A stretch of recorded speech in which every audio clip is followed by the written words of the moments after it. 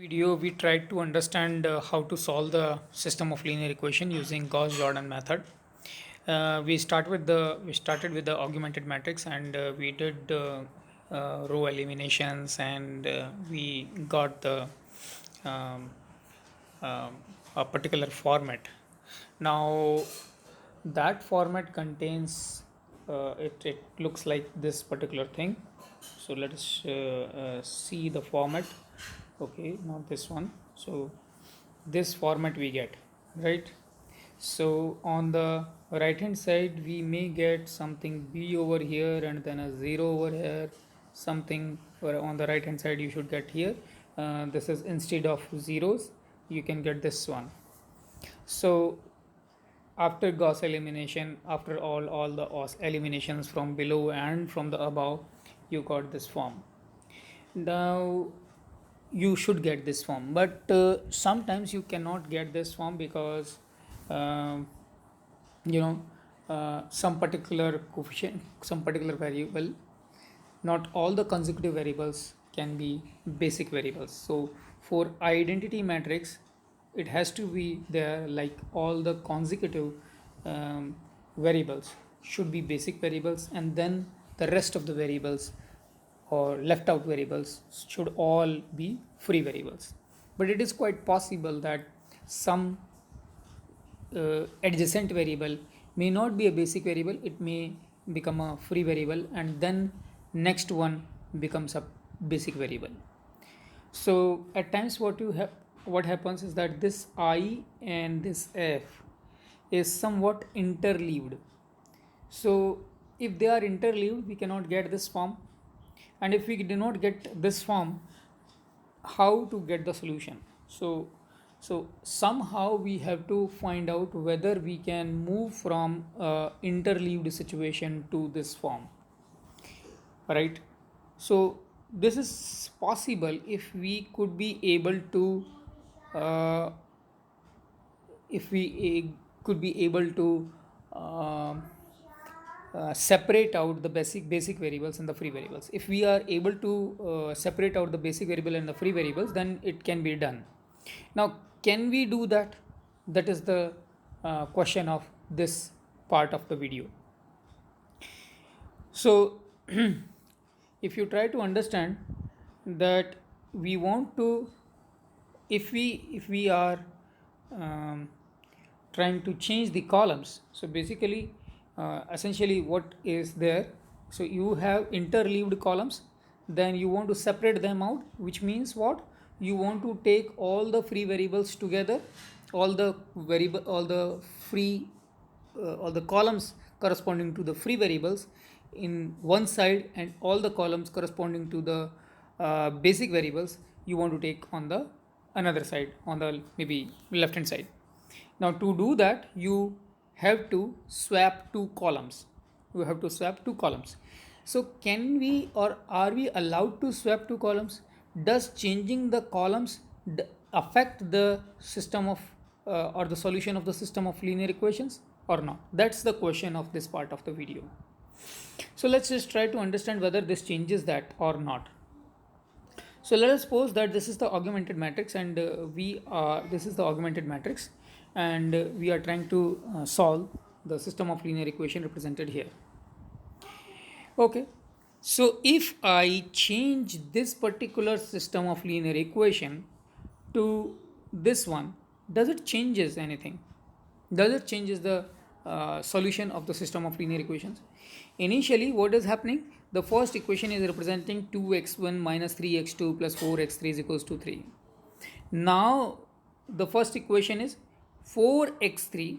So initially also this is 4, this 4 is going, this 4 is going with this x3, and here also this 4 is going with this x3.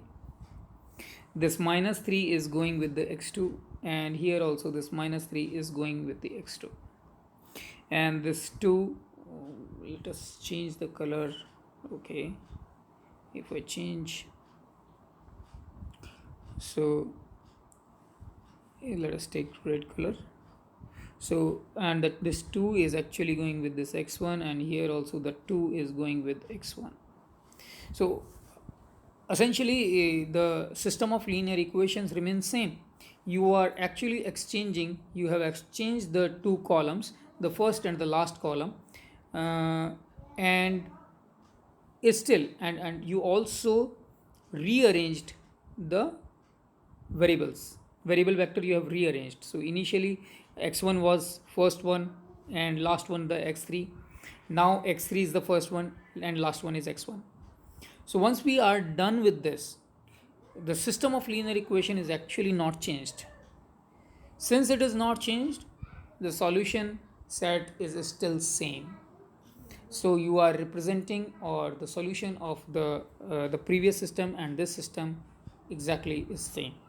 So they are equivalent, so they are not changing, or they are not doing any harm to this. Yes, you cannot change the constant or the augmented part of augmented matrix. This part you cannot swap with any other column, because this is not, this is a special column which is a part of the constant part of the all the equations. So you cannot exchange with this one, but other columns can be exchanged by other ones, provided you keep changing the set of order of variables in the variable vector. Okay, so to summarize, row echelon form actually is corresponds to Gauss elimination, and reduced row echelon form is corresponding to Gauss Jordan. And there will be no situation in which the left hand side of the augmented matrix, if it is all 0, then right should also be 0. If it is not, then there will not be any solution. And now what you can think about, you can think about how many operations it will take. So what is the computational complexity of Gauss Jordan method or Gauss elimination method with back substitution? So how many operations you are doing with Gauss elimination, plus how many operation you have to do for back substitution to finally get the solution. Similarly, you want to find, or you should find, how many operations, that is multiplication, addition, subtraction, whatever you are doing. So how many operations you have to do in the worst case to get the solution with the Gauss Jordan method. So this will help you to understand what are the number of operations that you are doing, and you will be able to find out the computational complexity of the two methods. Now the rest of the part is the calculating inverse. How to calculate the inverse? So calculating inverse is no different. We are going with the Gauss Jordan method, but this time we are going to solve it for 3 different B's. And these B's are the first column of identity matrix, the second column of identity matrix, and the third column of identity matrix. So we are going to solve the system of linear equations with the 3 different B's at the same time. So essentially we can augment all of them to have this form, and we do operations so as to create a I over here. And if we are able to create I here, so whatever row operations you are doing on the entire row of this thing, all the whole row of augmented matrix, if you do all the operations on the whole row of augmented matrix, you will finally reach to this situation where you have, on the left hand side you will get an identity matrix, and on the right hand side you will get the A inverse. So that's how you can actually find out the inverse of the matrix. Now again you can try to find out what is the computational complexity if you try with the adjoint method to find out the A inverse, and what is the complexity to find out the A inverse with this particular method. So try to compare that, and let us know in the comments. Thank you.